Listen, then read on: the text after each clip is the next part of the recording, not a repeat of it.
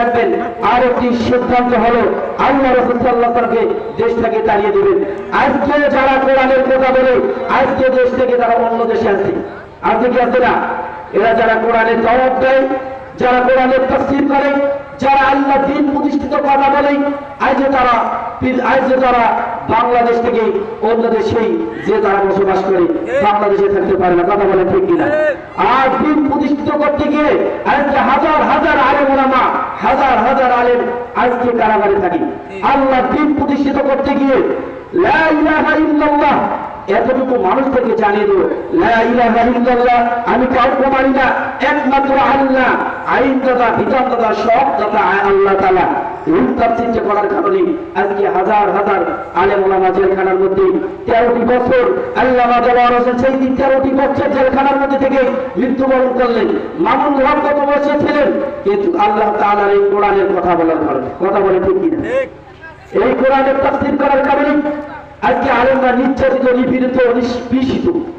এই আলেমরা আল্লাহ রাব্বুল আলামিন যদি সমাজ রাষ্ট্র যদি আল্লাহ তাআলার এই দ্বীন, আল্লাহ তাআলার কোরআন যদি প্রতিষ্ঠিত হয়, আল্লাহ তাআলার দ্বীন প্রতিষ্ঠিত হয়, তাহলে কোন সমাজ তুলি থাকবে না। আল্লাহ রাব্বুল আলামিন বলেন সমাজ রাষ্ট্রে যদি কোরআন প্রতিষ্ঠিত থাকে তাহলে নারী হোক পুরুষ হোক তাদের ডান হাত কেটে দাও। আজকে বাংলাদেশের মধ্যে যত চোর আছে এই আইনটা যদি সংসদে পাস হইতো তাহলে ওয়ার চোর থেকে শুরু করি, মানুষের অধিকার চোর থেকে শুরু করে যত চোর আছে, ওয়ার বালু সিনেমার থেকে যারা চুরি করে, রাস্তার মাল যারা চুরি করে, ভোট যারা চুরি করে, এদেরও যদি ডান হাত কেটে দিতে হলো তাহলে এরাও সোজা হতো, কথা বলে ঠিক। আল্লাহ রাব্বুল আলামিন বলেন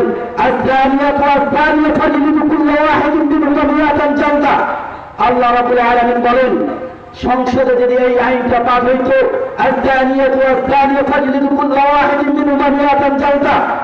আল্লাহ রাব্বুল আলামিন বলেন যদি কোনো পুরুষ জেনা করে, যদি অবিবাহিত নারী অবিবাহিত পুরুষ যদি জেনা করে তাকে 100টি বেত আঘাত করো, আর যদি বিবাহিত পুরুষ বিবাহিত নারী হয় তাকে গলা থেকে পুড়ি হত্যা করে দাও।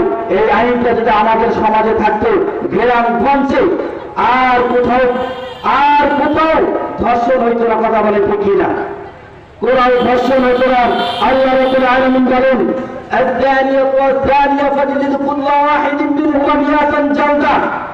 আল্লাহ রাব্বুল আলামিন জিনাকে হারাম করে দিয়েছেন। যদি কেউ জিনা করে তাদেরকে 100টি বেত আঘাত, নয়তোবা তাদের মাটিতে পুঁতিয়ে হত্যা করা। কিন্তু আমাদের দেশে এই আইনটা নাই। আইনটার বিরুদ্ধে আর একটা আইন ঢুকিয়ে দিয়েছে, পুঁতিতালার লাইসেন্স দিয়েছে। আছে কি আছে না? কথা বলেন না কেন? পুঁতিতালার লাইসেন্স আছে কি আছে না?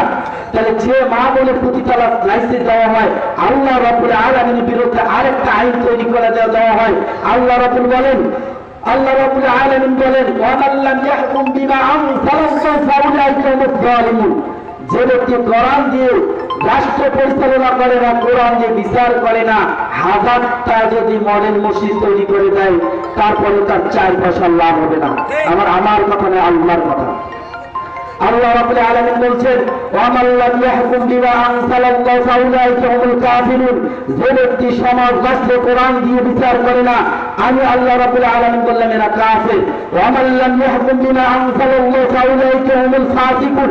যারা কোরআন দিয়ে রাষ্ট্র পরিচালনা করে, কোরআন দিয়ে বিচার করে না, আমি আল্লাহ রাব্বুল আলামিন বললাম এরা ফাসিক। আমার বানানো কথা? আমার বানানো কোনো কথা নাই।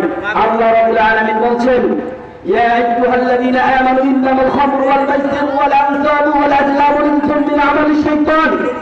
আল্লাহ রাব্বুল আলামিন মদকে হারাম করে দিয়েছেন। মদের লাইসেন্স যেখানে মদ পাওয়া যাবে, যদি কোনো ব্যক্তি মদ খায় তাকে 80টা বেত আঘাত করতে হবে।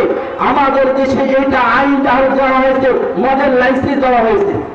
আল্লাহ রাব্বুল আলামিন এই জন্য তো বলেছেন ওয়ালাকাদ বা'আথনা ফী কুল্লি উম্মাতিন রাসূলান আন ইয়াবুদুল্লাহা ওয়া ইয়াজতানিবুত তাগুত। আল্লাহ রাব্বুল আলামিন বলছেন যে আমি প্রত্যেকটা নবী রাসূলকে পৃথিবীতে পাঠিয়েছি। ওয়ালাকাদ বা'আথনা ফী কুল্লি উম্মাতিন রাসূলান আন ইয়াবুদুল্লাহা ওয়া ইয়াজতানিবুত তাগুত। একমাত্র আল্লাহর ইবাদত করতে হবে আর তাগুতকে বর্জন করতে হবে। ومن يكفر بالطاغوت فيؤمن بالله فقد استمسك بالعروة الوثقى।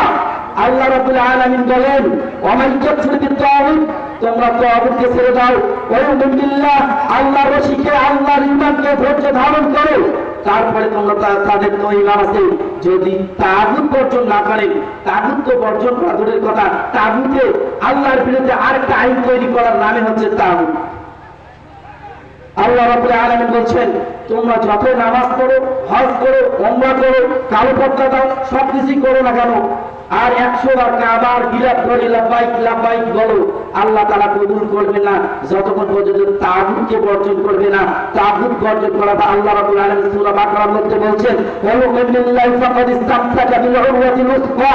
আল্লাহ রাব্বুল আলামিন বলছেন যে আগে তাগুতকে বর্জন করতে হবে, তারপরে ঈমান আনতে হবে। তাগুত যদি আপনি বর্জন না করেন, লা ইলাহা ইল্লাল্লাহ বলেন, আল্লাহ তাআলা লা ইলাহা ইল্লাল্লাহ বলেন নেবেন। আল্লাহ রাব্বুল আলামিন বলেন লা ইলাহা,